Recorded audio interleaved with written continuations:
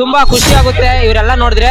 ದಯವಿಟ್ಟು ನಾವು ರ್ಯಾಲಿ ಇದ್ದಾಗ ಒಂದಾಗೋದಲ್ಲ, ಪ್ರತಿದಿನ ಒಂದಾಗಬೇಕು ಆಯ್ತಾ. ಪ್ರತಿದಿನ ಒಂದಾದ್ರೆ ಮಾತ್ರ ನಮ್ಮ ಕನ್ನಡ ಅಲ್ಲ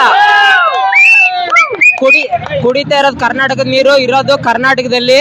ಗಾಂಚಲಿಗಳೆಲ್ಲ ಬಿಟ್ಟು ಬೋರ್ಡ್ ಚೇಂಜ್ ಮಾಡ್ಕೊಂಡು ಬದುಕಿದ್ರೆ ಬದುಕ್ತೀರಾ. ಇವಾಗ ಹಿಂದಿನ ಕಾಲದ ತರ ದೊಡ್ಡವ್ರು ಬಂದು ಮಾತುಕತೆಯಲ್ಲಿ ಹೇಳೋದೆಲ್ಲ ಹೋಯ್ತು. ಇವಾಗ ಏನಿದ್ರು ಕರ್ನಾಟಕದಲ್ಲಿ ಫೀಲ್ಡ್ ಇಳಿದಿರೋದು ನಮ್ಮ ಕನ್ನಡದ ಹುಲಿಗಳು ಹುಡುಗರು ಆಯ್ತಾ. ಹುಡುಗರು ಒಂದ್ಸಲ ವಾರ್ನಿಂಗ್ ಕೊಟ್ಟಿದ್ದಾರೆ, ಇನ್ನು 20 ದಿನ ನಿಮ್ಗೆ ಟೈಮ್ ಕೊಟ್ಟಿದ್ದಾರೆ. ಅವಾಗ್ಲೂ ಚೇಂಜ್ ಮಾಡಿಲ್ಲ ಅಂದ್ರೆ ನಾವೇನು ಅಂತ ನಾವು ತೋರಿಸ್ತೀವಿ. ಇಲ್ಲ ಊರ್ ಖಾಲಿ ಮಾಡ್ಬೇಕು ಅಂತ ನಿಮ್ ಮನೆ ಬರ್ದಿದ್ರೆ ಖಂಡಿತ ನಾವು ಮಾಡೇ ಮಾಡ್ತೀವಿ. ಅದನ್ನ ಬಿಟ್ಟು ಆಮೇಲೆ ನಮ್ಮ ಕನ್ನಡದ ಹುಡುಗರಿಗೂ ನಾವು ಹೇಳೋದು ಒಂದೇ, ಬರೀ ಇಷ್ಟೇ ಹುಡುಗರಲ್ಲ, ಎಲ್ಲಾ ಹುಡುಗರು ಅಷ್ಟೇ ನಾನು ಹೇಳೋದು. ಕಂಡ್ಕಂಡ್ ಹುಡುಗಿರಿಂದ ಸುತ್ತೋದ್ರ ಬದಲು ಕನ್ನಡ ಅಂತ ಸುತ್ರಿ ಬಂದು. ಆಮೇಲೆ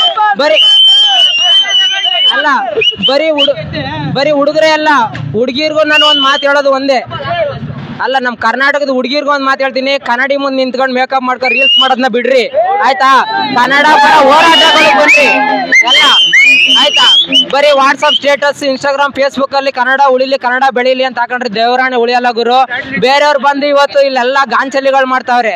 ಅದಕ್ಕೆಲ್ಲ ಕಾರಣಗಳು ನಾವುಗಳೇ ಸುಮ್ಮನೆ ಇರೋದು. ಯಾವನೇ ಆಗ್ಲಿ ನುಗ್ಗೊಡಿರಿ ಆಯ್ತಾ. ಇದು ಕರ್ನಾಟಕ, ಕನ್ನಡ ತಾಕತ್ತಿದ್ರೆ ಕನ್ನಡ ಬಳಸ್ಬೇಕು, ಕನ್ನಡ ಉಳಿಸ್ಬೇಕು. ಅದನ್ನ ಬಿಟ್ಟು ಕಾಲಿಪಲ್ಲ ಮಾತಾಡೋನ್ಗೆ ಏನಿಲ್ಲ. ಬುದ್ಧಿ ಕಲ್ಸೋ ಟೈಮ್ ಬಂದಿದೆ, ಇನ್ನು 20 ದಿನ ಟೈಮ್ ಇದೆ. ಒಳ್ಳೆ ಮಾತಲ್ಲಿ ಹೇಳ್ತಾ ಇದೀವಿ, ಬುದ್ಧಿ ಕಲ್ತ್ಕೊಳ್ಳಿ. Thank you.